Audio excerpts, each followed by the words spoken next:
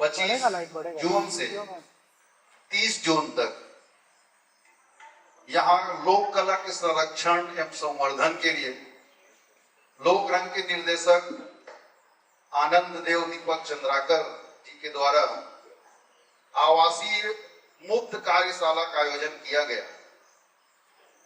किसी भी किस्म से कोई शुल्क नहीं ली गई, भोजनादि आवास सब व्यवस्था रहा।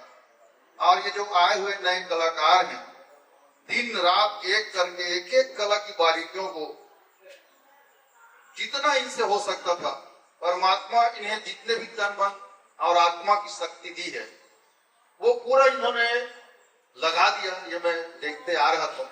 इन सबको बहुत बहुत धन्यवाद।